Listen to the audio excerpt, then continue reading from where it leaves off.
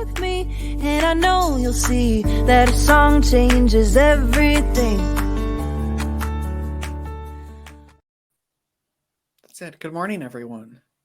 Good morning. Welcome to Arts for the Health of It. I'm Richard Wilmore.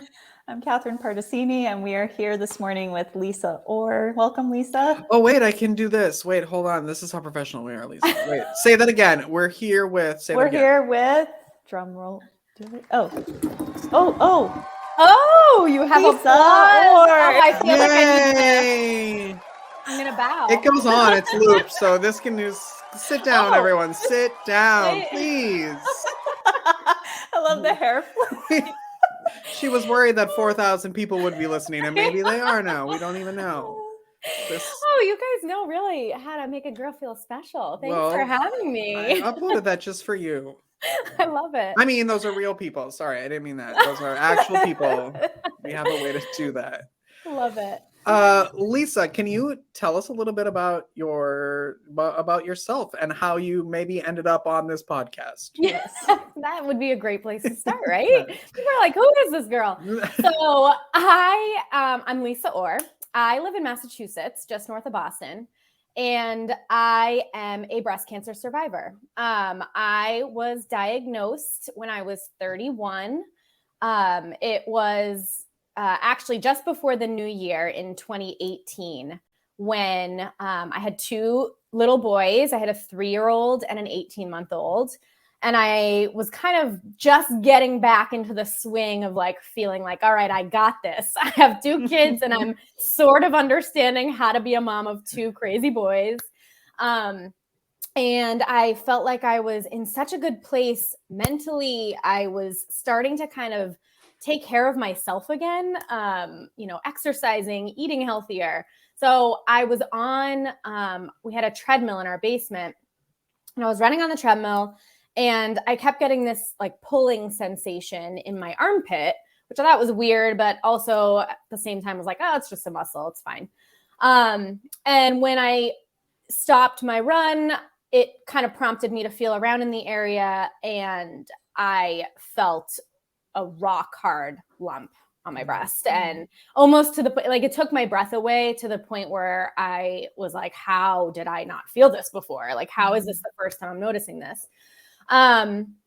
So my personality, my anxious personality went right to panic. I've never had a reason to be, anxious about my health, but I've always had health anxiety. And so clearly I went directly to that dark space. Meanwhile, I call my husband down and he's like, you're fine. This is nothing. And my parents are both in the medical field. So I called them immediately. They were also like cautiously like, no, it's most likely fine. You're only 31. We have no family history of anything, but let's get it checked out just to be sure. So they had that kind of like medical background knowledge that kind of allowed me to go further. And I'm glad, obviously, that I did. Got a mammogram. They called me back in for more pictures, which I feel like you read about that as being not a great thing. So immediately, again, my head was just not in a good spot.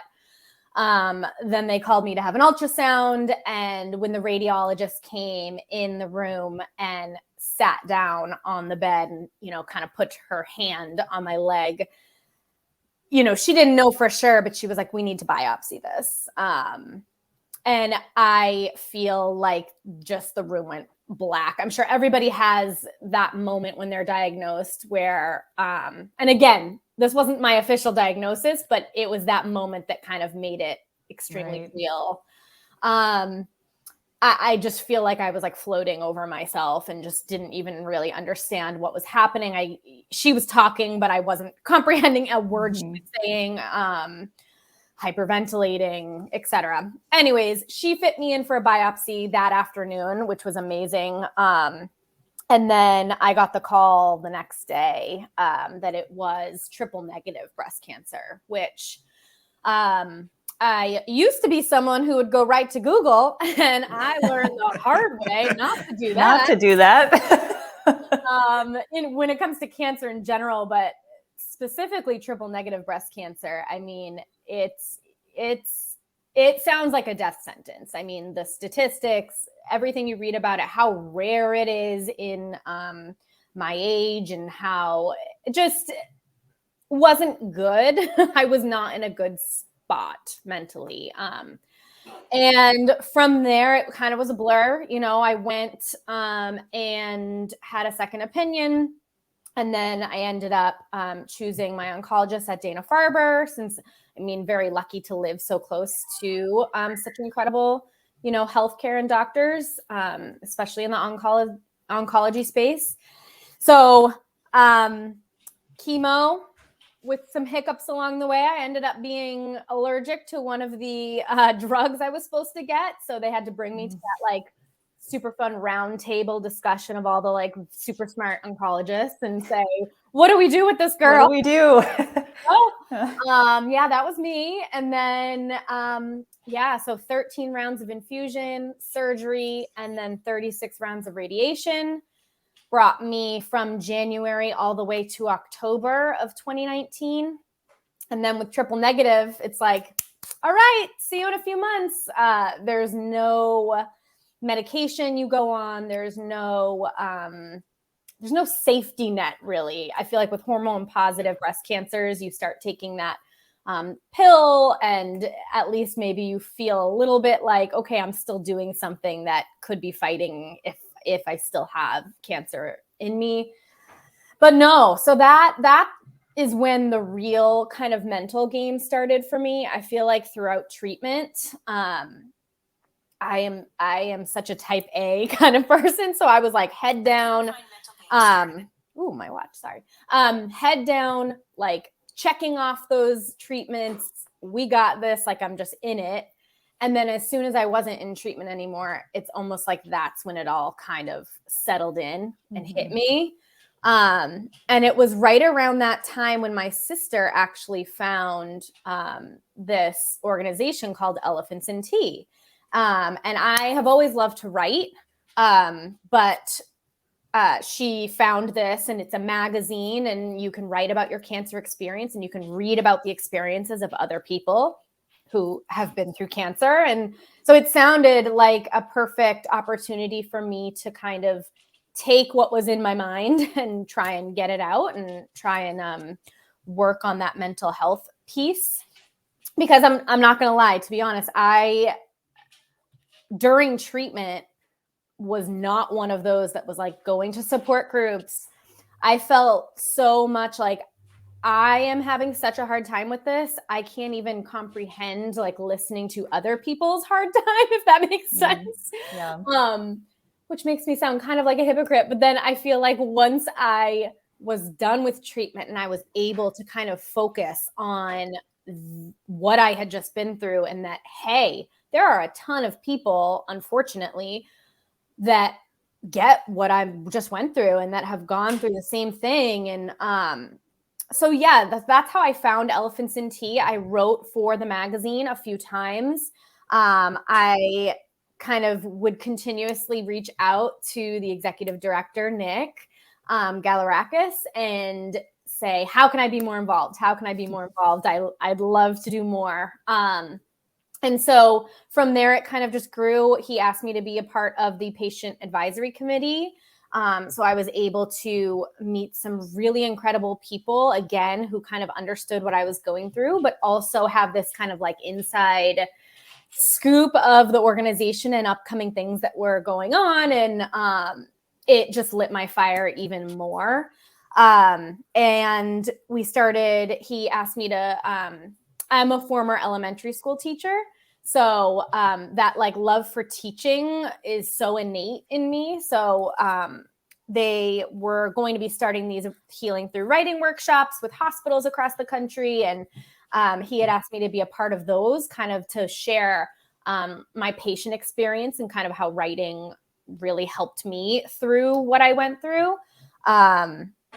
And then from there, you know, the opportunity arose for me to become a member of their full-time staff. So that was kind of fast forwarding through a few years just to kind of explain my connection initially to the organization, and now how I feel so incredibly lucky to be such a big part of it now.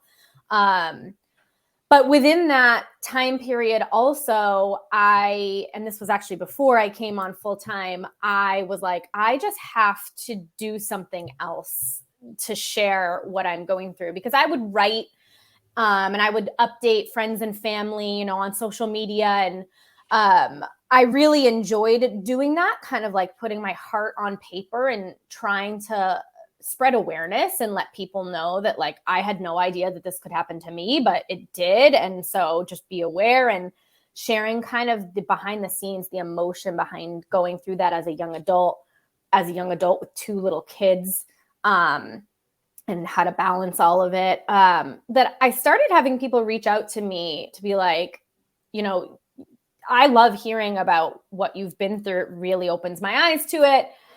So I've always been a huge fan of podcasts. And I just feel like there's something, writing is beautiful and you can get your point across in writing, but there's just something about hearing about someone's experience, like from their own mouth, from their own words and voice. So I had it kind of on my mind for a long time that it would be really cool to start a podcast, but I didn't know the first thing of how to do that. And I really did feel like I had so much more to say. And the world of podcasting can be a little bit of a saturated market. I mean, there's a lot of amazing podcasts out there. So there was also that kind of thought and that fear of like, all right, but like, what do I have to say that's different, or what can I share that's different and not already out there? And I feel like I sat down and I thought about what I wish I had when I was diagnosed to listen to. And when it came down to it, I feel like I wanted more truth, more like real life stories, instead of kind of always focusing on the positivity and what came out of it, which granted, I will be the first one to tell you that I think for me personally, a lot of positive things have come out of my experience. But I just know that sharing the hard parts is what allows others to feel less alone, and talking about those things that maybe aren't talked about enough in a public forum is what I was missing or lacking, if that makes sense.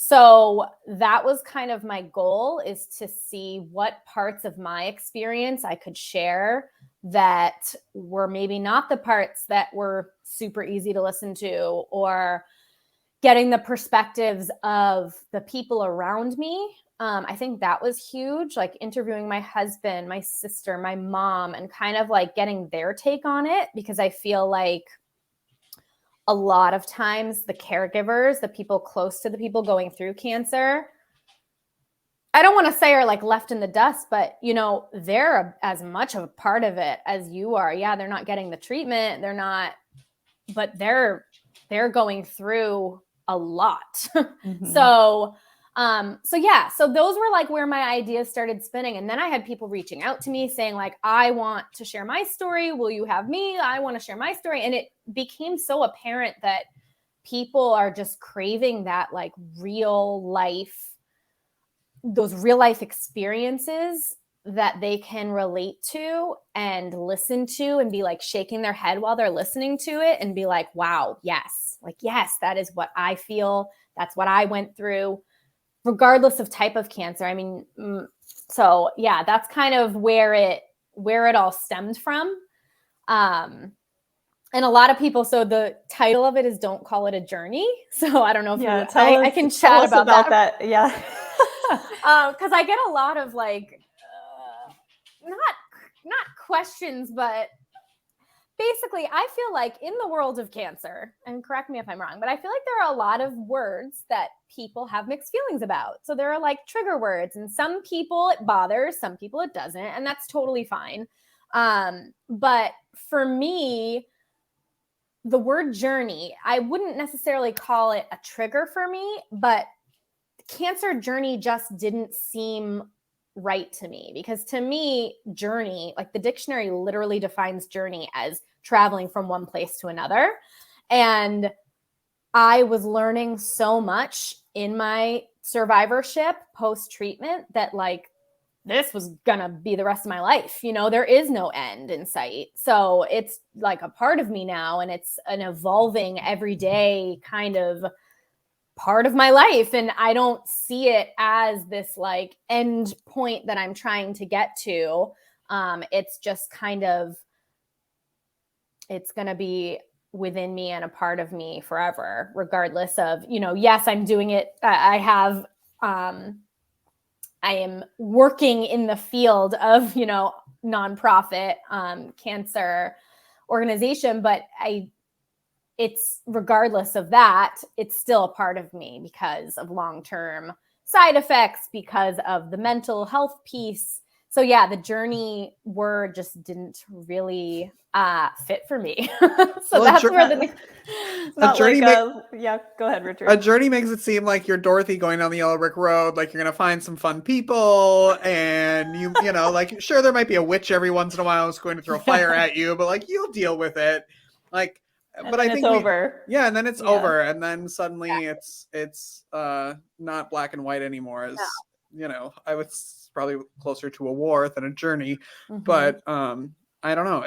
We talk about that a lot during training of, you know, things to say to people. And we do it a lot of times to make ourselves feel better because we're uncomfortable with the situation that's happening. But I think as a society, we also use words to make everything seem lighter and not as awful as they are, when really the truth is it's awful. You're fighting for your life. And, you know, that's why hide that? Like, exactly. Why try to make that anything other than what it is?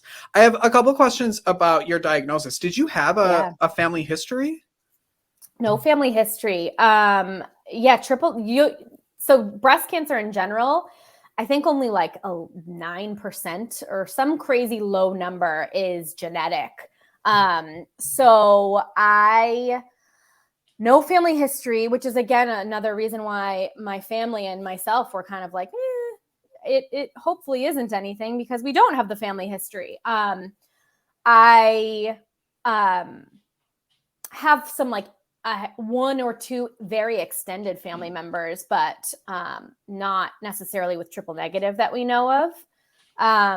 And can you tell everybody what triple negative is? Yes. Oh, sorry. I should have said that. So it means that there's no hormone receptors. So it's ER negative, PR negative, and HER2 negative.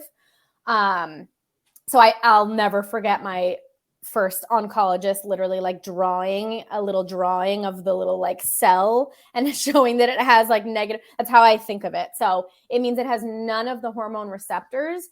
And for that reason specifically, treatment options are pretty slim.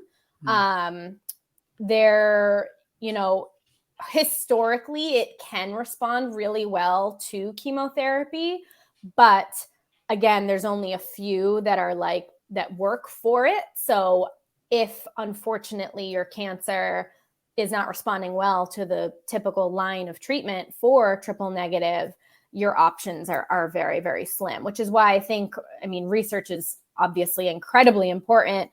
And even just in the almost 4 years since I've been diagnosed, treatment for triple negative has changed like enormously, which is amazing. Wow. But there is a medication that is like common practice now for people to get while they're getting chemo. It's like an immunotherapy that didn't exist when I was going through treatment. So research is just so important, and it's clear that they're continuously trying to find more information about breast cancer, cancer in general, triple negative specifically, so that hopefully, there are more treatment options someday. I want to go back to when you were talking about how you were writing for Elephants in Tea, and then you kind of transitioned into making your own podcast. And I'm curious, what did that feel like for you, self-expression wise, like the difference between because there are clear differences, right, between writing something out and having to speak it aloud. And how do you feel like that changed maybe your own, I don't know, like your own relationship with your experience you had? And I love that question. It's funny because as most people feel this way, I think I hate the sound of my own voice. So the idea of doing a podcast was really intimidating at first. But I think that the difference between writing and speaking is I am not one that is scared or shy or timid of sharing the emotional aspects. So I think that my podcast, there are episodes where I clearly get very emotional. And I think having that and being able to share that vulnerability, it feels very different when you are having a conversation with someone rather than writing things on paper, if that makes sense. And all I kept kind of hearing in my head when I was like thinking of the idea to do the podcast is there are people right now who either are in the thick of going through what you've been through, and they could really benefit from things that I have to say. They could benefit from hearing that I had a hard time with this too, or that. And that really stuck with me. There's a quote that I love. I'm about to get real corny, but there's a quote by, we like corny. Brene Brown. And she says, I'm sure maybe you've heard of this quote. It's a pretty common one, but one day you'll tell the story of how you overcame what you went through, and it will be someone else's survival guide. And that kind of like really, I feel like I took that to heart, again, because it really doesn't matter what type of cancer you go through. There are so many shared emotions and shared experiences when you're walking through something that difficult. And each person has their own, truly unique experience. And I almost feel like sharing my story verbally, it was like giving me my power back, if that makes sense. Like it was putting me back in control of my own story, because I think anyone would agree that when you're going through cancer, you're so not in control of anything, that to have something that was mine, that I could choose what I was going to share, that I could, I don't know, something about that made me feel like I was almost, again, corny, but like finding my purpose. Like I went through this really difficult thing, and I am going to use my hurt, my pain, my struggle, and try to help other people feel less alone in the process, sharing tips that maybe other people wouldn't think about, or yeah. And again, I'm not sitting here saying that this is for everybody, but for me, like I said, sharing my story could potentially show other people what's possible for them. And maybe it'll inspire other people to share what they've been through and almost have that like trickle effect, because I think it's wild, but until I went through it, I had no idea how many young adults were going through cancer. You just don't know if it's not a part of your life. It's not on your radar. Yeah. No, not at all. So that weirdly kind of became so vivid. And I was like, wow, if there are this many people talking about it, think of how many people there are going through this that aren't, or that could use like to hear this voice and these thoughts. And yeah, I don't know. I guess on that note, can you share, like, for people that, I don't know, like at any stage of this process that feel like, whether it's they want to write something down and they don't know where to start, or they're like, I want to start my own podcast. How do I do that? Can you, I guess, share some tips for how to get started, or just how to kind of like gently, I feel like there's some gentleness that has to happen. Like you invite yourself to be expressive, you know? Totally. Yeah. So I don't know if the natural progression is like kind of writing about it first, because that is how it happened for me. And to be honest, before I would, again, like I said, I'm very type A. So like I had all these plans for episodes, and I didn't write out a script or anything, but I would write out some notes and kind of get what was in my head on paper first, and then be able to kind of like talk about it. So that for me was very helpful. But when I take a step back and I think back to like when I even was starting to think about doing a podcast in general, again, I was thinking like, okay, what makes my situation unique? Like what makes me me? What makes my cancer experience something that I feel like people might want to hear about? And for me personally with my podcast, I think one of my main focuses was giving a glimpse into kind of like the behind the scenes. So like my husband's episode is first because I felt so, it was so important to me for people to hear what we went through from his point of view. And the feedback I got from that, from other caregivers being like, oh my gosh, like I listened to his episode and I couldn't believe, like, thank you for having him share what he went through, because it's exactly how I was feeling.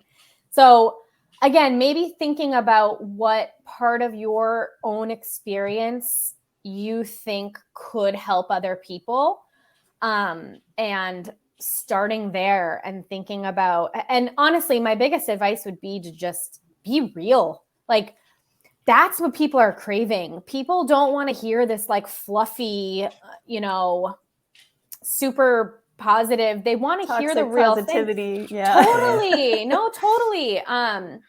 So I think in that I had like that as such a goal. And then I also was it was almost like my own therapy, like thinking about what I was going to talk about. And it really just kind of, I found that connection, and I found that it really like was lighting me up and allowing me to use my story with some creativity, and knowing that I was helping people to boot was like icing on the cake. So, yeah, I don't know if that's helpful, but as far as like actually physically starting the podcast, it took a lot of research because again, I had like no idea. I didn't know what programs to use, and mine was like extremely low budget, but I don't think you'd know that if you had listened to it.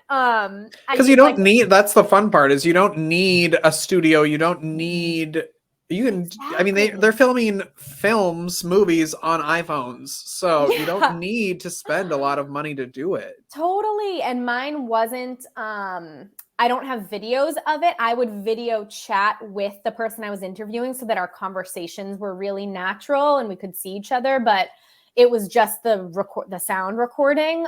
So that kind of put the people that I was interviewing at ease a little bit too. And again, there's no right or wrong way to do it. There are so many ways. So if this is something that's interesting to you, if you're listening, do your research and find what you think will work for you. I mean, I literally, like I said, I have 2 little kids. You need it to be pretty quiet to record a podcast. My recording studio was my tiny closet in my bedroom. Yes. And I would literally sit on the floor. Sit on my floor with a pillow. And that's where I did it. And it would often be once the boys were in bed or at like really weird hours. And, but it was such a passion project for me that like I had such a drive to do it that I just made it work around all the other things going on in my life. So I guess that too, if someone's listening to this and has been like on the fence or like, I don't know, maybe I'll do it, because what's the worst that's going to happen? You never know who could really benefit from hearing what you've been through. And I think that's just the key, to be honest. I think for podcasts, some people think there's so much pressure to be consistent with it, and I have to do it every week. And, sometimes I just don't want to talk. Do you ever go through that where you're like, I just don't want to like do this right now? Do you ever take breaks? Do you have like seasons, or how do you construct that? Yeah, so technically I have one full season. It was 22 episodes. And that type A personality is going to come shining back through, because for me, I was like, I got to release an episode every Monday. Like I have to do it. So I did everything I could to make that happen. Whether that mean, back recording and then doing the editing on my own and getting them ready so that I could have a few weeks like off where I wasn't actively doing anything. Because like I said, these programs are incredible and you can kind of set it up and plan them and choose when they're going to go live and all of that. So,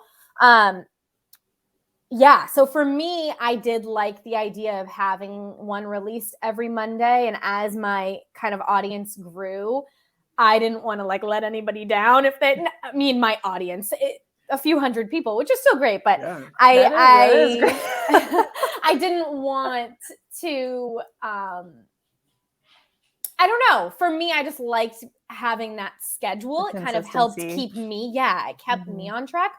However, on the flip side, I will absolutely say that, like you said, Rich, like podcasting is so flexible that you really can release one a month. You can release one every other week. You can release one whenever you have something to say. It's all up to you. And that kind of flexibility and creativity behind it is really, really nice as well. Yeah. Yeah. I was just thinking about like early, because we're on, I don't know, we've done 70 some episodes now. And we did some trials at the beginning, like little test, like how do we want this to even look? Like what format? How do we want to do that? And just trying, and then also not being afraid to change it. If it's like not feeling like it works for you, then people are also probably going to catch on that if it feels forced.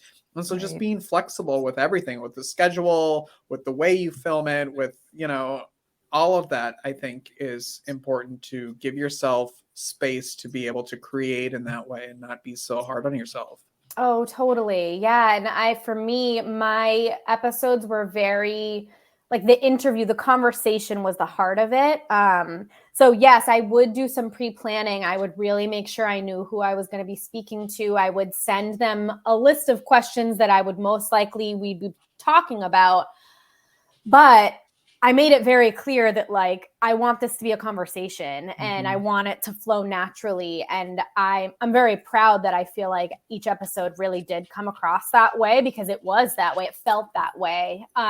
Very organic, very natural. And then, at the end of my first season, my plan was going to be to take a few months off and then continue with my interviews and get my second season going. But that's right around the time when I got this new full-time job, which I have so much passion for and so much love for, and does take up a lot of my time. So it kind of transitioned, and I can't say much, but I will let you know that there is something coming. Teaser. You heard it here first. Teaser. You heard it here first. Here, I feel like we need more. Say that again. Yes. Oh, thank you. I know I need to bow again. Thank you. No, I am so passionate about it, and I fell so in love with podcasting that I want to and will continue to do it. It's going to be a little bit different, but the heart of it is going to be still there. And I'm very excited, but that's all I can say right now. Will you make sure we know when you announce more so we can tell everybody? Yes. Absolutely. Yes, I will. What is the best way for people to connect with you and the work that you do? Yeah. So if they want to email me, I think my email at Elephants and Tea, it's lisa@elephantsandtea.com. So very easy.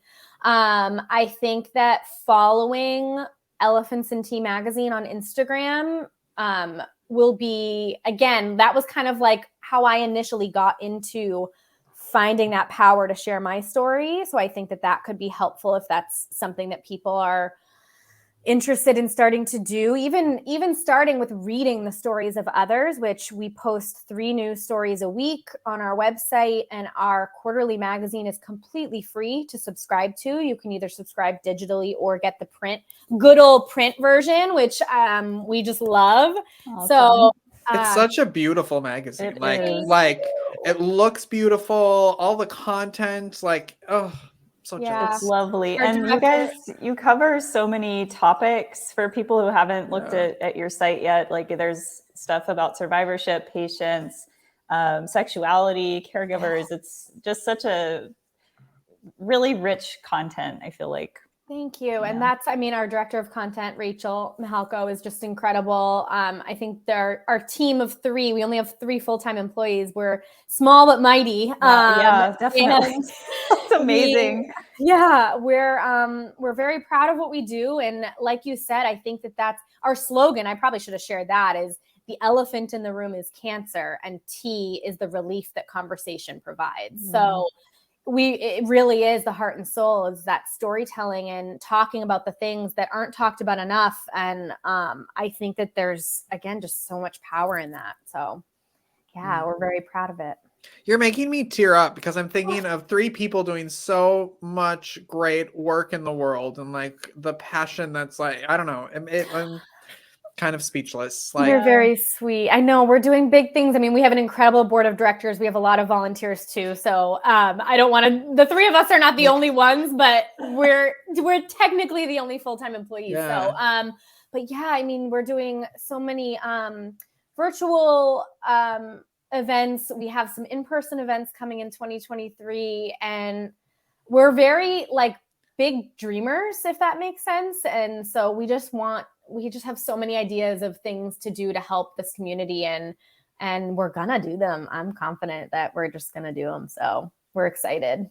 well, you've always been super supportive of Hearts Need Art, Oh, and we've done the some stuff best. together, and we appreciate it. And this is Of a little way that course. we can thank you back. Thank you. But any way we can help, of course, reach out. You guys are great. We love you. Thank you. And we love you right back. And thank you so much for having me today. It's always nice to be able to kind of share my story, but also just being on your platform, and you guys do such incredible things too. And yeah, just thank you. It's been really nice chatting with you both. Thank you, Lisa.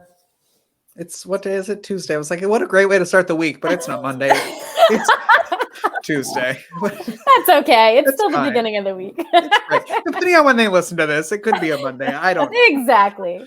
All right, everyone. Thank you so much for listening or watching. Make sure you subscribe wherever you do that, and you can text podcast to 53555 to support the show. We'll see you later. Enjoy. Keep creating, everyone. Bye-bye. Bye. Bye. Which one is it? Oh, it's this one. Okay, bye. Thank you for listening to Arts for the Health of It. This episode is produced by Hearts Need Art, creative support for patients and caregivers, and hosted by Richard Wilmore and Catherine Particini. You can support the show and help others learn about the healing power of the arts by visiting heartsneedart.org. The views expressed on this podcast do not necessarily reflect the views of Hearts Need Art, their staff, board members, or other affiliates. All content is created for informational purposes only. This podcast is not intended to be a substitute for professional medical advice or to diagnose and treat any health condition. Always seek the advice of your physician or other qualified health professional with any questions you may have regarding a medical condition. Never disregard professional medical advice or delay in seeking it because of something you've heard on this podcast.